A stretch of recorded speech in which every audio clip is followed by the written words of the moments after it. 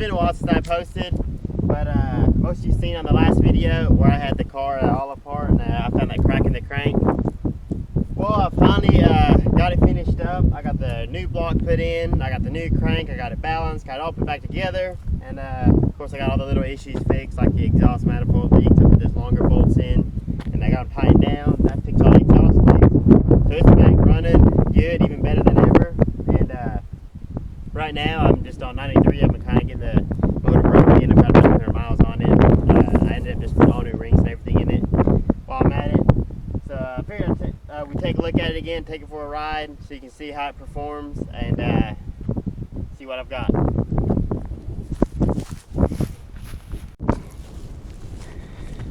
Everything's still basically the same as far as engine wise, you know.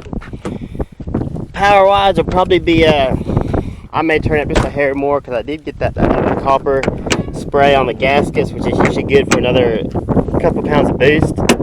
And I haven't got it cleaned up under here. I just got it all thrown together.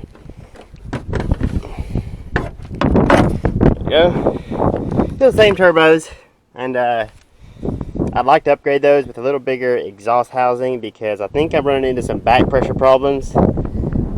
So I'll have to go with maybe like a, I don't know, I'm not sure what size I go. Something a little bigger for sure where I don't have that exhaust back pressure. And since I have fixed the exhaust leaks down there, I did see about 1.5 pounds more boost on wastegate, so it definitely was down on boost a little bit with those 3 or 4 exhaust leaks it had. And this time I did hook up that third fuel pump. You can see it over here. Normally you would put that on like a Hobbs switch, a boost reference switch, and obviously it would activate on a set pressure of boost. I run 93 and E85, I kind of run whatever. And with 93, I actually checked it. The 2 pumps keep up plenty on 93, even at wide open. I didn't try it with the boost turned way up, but I'm sure it'll be fine then. So there's no reason for me to have to kick that third pump on because it doesn't need the fuel flow. If I go to E85, then before big pulls or racing or something, I will kick that third pump on manually. And 93, I don't need it at all. So that is the reason I did a manual switch. And also sometimes at the racetracks I mix in some C16 sometimes, and I don't like to let the car sit there and idle because it heats up. So now I can just have it sitting here and recirculating the fuel, getting that all mixed in. So I'm going to start it up once and I will take it for a round.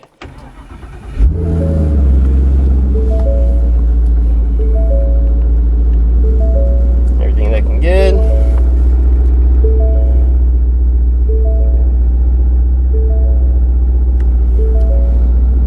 All turned off.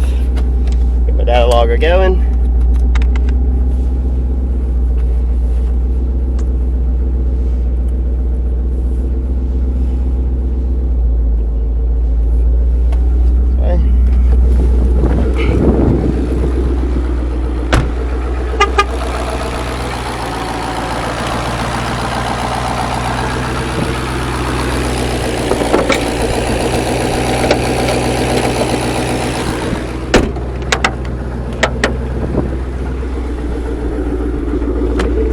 Been a couple months, or at least a couple months since I got to drive it, so I've been driving this thing everywhere.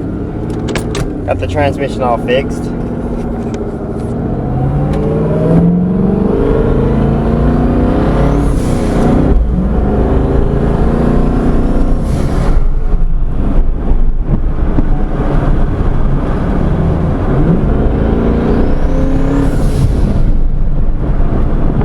It's crazy, it's crazy how loud those turbos are.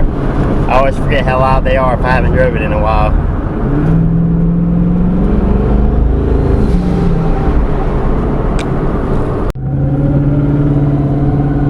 This is obviously, I've got my boost controller turned off. It's just set on wastegate on 93, and I've got a lot of timing pulled back to keep it really safe, so it's on the lowest power it'll probably ever see.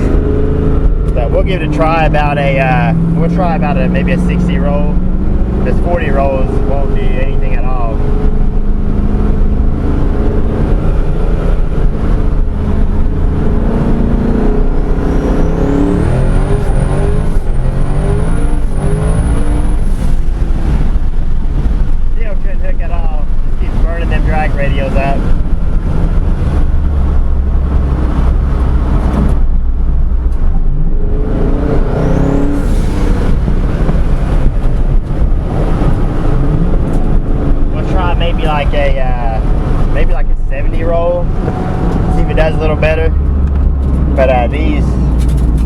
315s, they're just no match for it.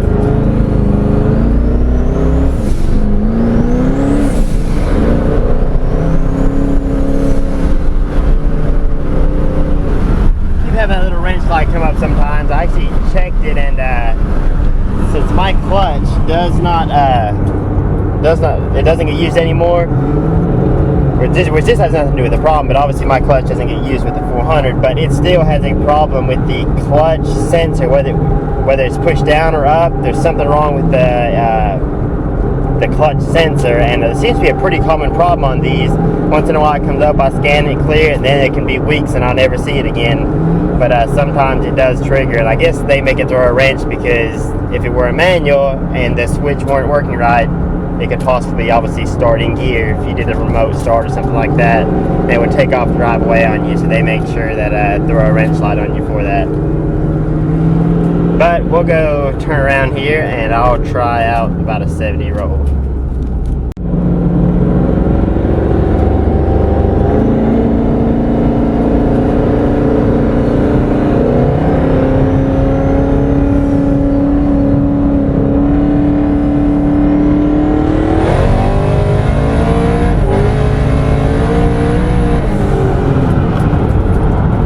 Crazy, and that's just on 93 on pump gas, and that is on wastegate.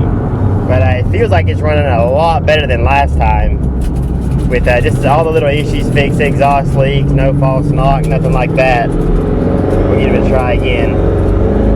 Still spinning them at 70. I'll go just a hair faster.